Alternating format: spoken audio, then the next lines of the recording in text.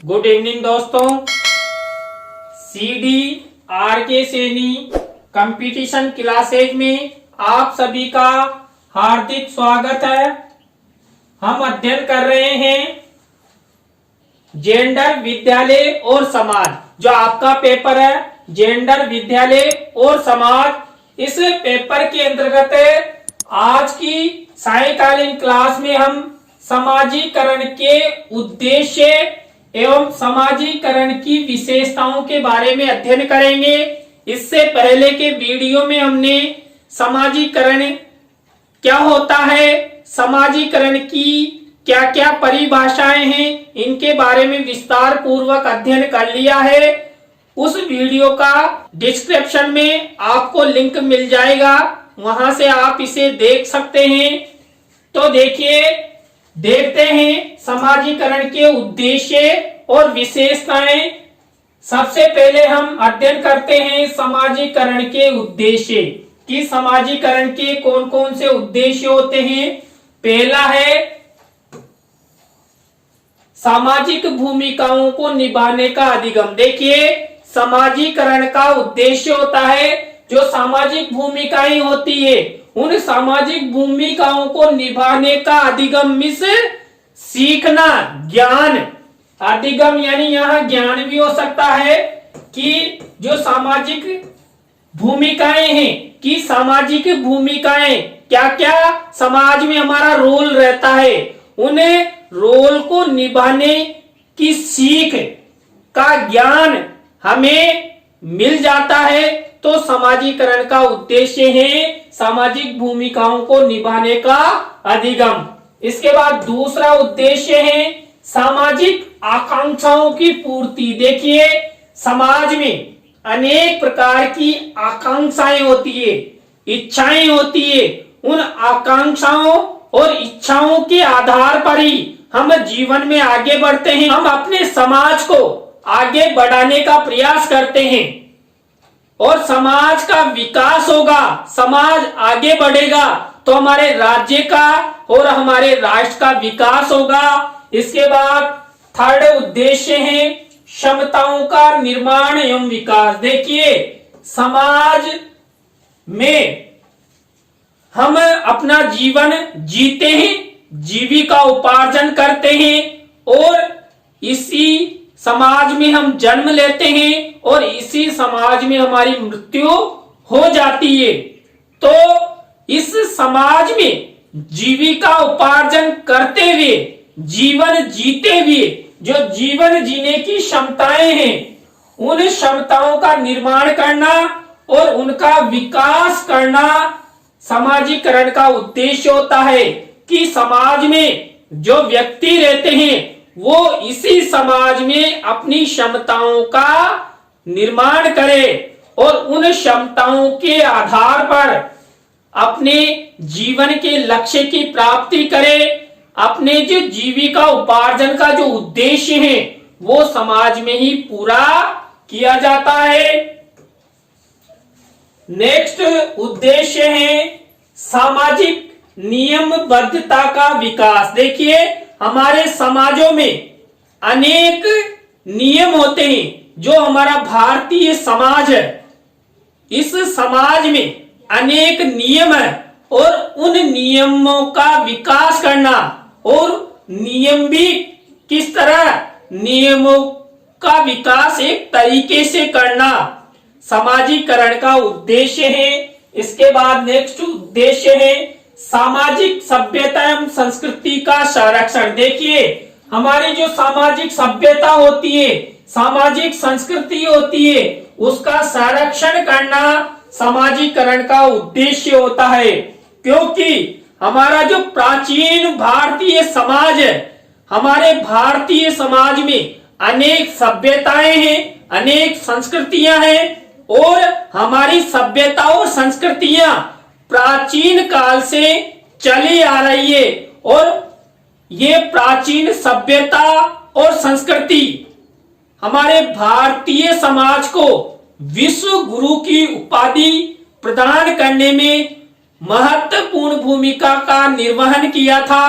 तो समाजीकरण का उद्देश्य है सामाजिक सभ्यता एवं संस्कृति का संरक्षण करना। नेक्स्ट उद्देश्य है सामाजिक संस्थाओं एवं मापदंडों का विकास। देखिए, समाज में अनेक संस्थाएं होती है और समाज के अनेक मापदंड होते हैं, उनका विकास करना समाजीकरण का उद्देश्य होता है।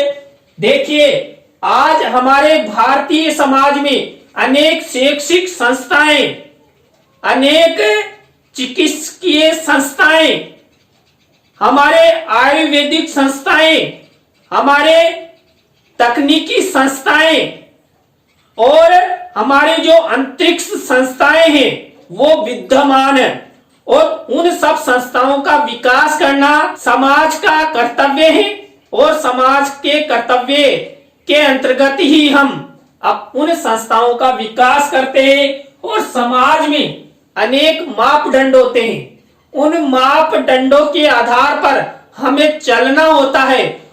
मापदंडों के आधार पर हम समाज में चलेंगे, अपना जीवन यापन करेंगे, आर्थिक मजबूती हासिल करेंगे, तो हम अपने लक्ष्यों की प्राप्ति कर सकते हैं। नेक्स्ट अब अध्ययन करते हैं समाजीकरण की विशेषताएं। देखिए, हमने पहले समाजीकरण के उद्देश्यों के बारे में अध्ययन किया, अब समाजीकरण की विशेषताएं। समाजीकरण की विशेषताएं कौन कौन सी है? पहली है, जो समाजीकरण की जो प्रक्रिया होती है वो जन्म से लेकर मृत्यु पर्यंत चलती है। देखिए, हम समाज में जन्म लेते हैं और समाज में ही हमारी मृत्यु हो जाती है। तो समाजीकरण की जो प्रक्रिया है जन्म से लेकर मृत्यु पर्यंत चलती है। मान लीजिए कोई बालक है, समाज में जन्म लेता है और जब वो वयोवृद्ध अवस्था प्राप्त कर लेता है तो उसकी मृत्यु हो जाती है।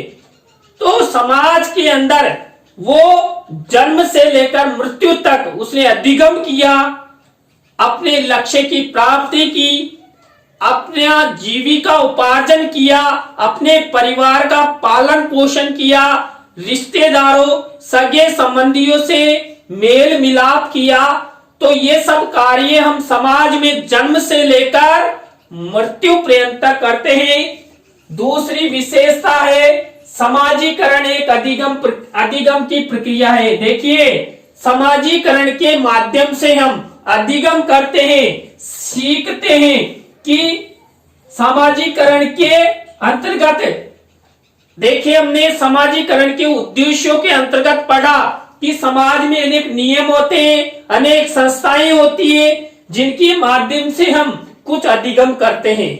और हमारे मान लीजिए हमारी शिक्षा संस्थाएं हैं, शिक्षा संस्थाएं समाज का अंग होती है और शिक्षा संस्थाओं में हम शिक्षा प्राप्त करते हैं और शिक्षा प्राप्त कर अपने लक्ष्य की प्राप्ति करते हैं। और जो सामाजिक संस्थाएं हैं, हॉस्पिटल है, शिक्षा के केंद्र है, तकनीकी संस्थाएं हैं, उनके माध्यम से हम अधिगम करते हैं। तो समाजीकरण एक अधिगम की प्रक्रिया है। इसके बाद नेक्स्ट विशेषता है समाजीकरण की प्रक्रिया अंतर्गत जीवन पर्यंत अधिगम किया जाता है। देखिए, समाजीकरण की प्रक्रिया के अंतर्गत जो अधिगम होता है ना, वो जीवन पर्यंत किया जाता है। जन्म से लेकर हम मृत्यु पर्यंत अधिगम करते रहते हैं और अपने जीवन को बढ़ाते रहते हैं। समाजीकरण की प्रक्रिया समय एवं स्थान के अनुसार परिवर्तित होती रहती है। देखिए, जो समाजीकरण की प्रक्रिया है समय एवं स्थान के अनुसार परिवर्तित होती रहती है।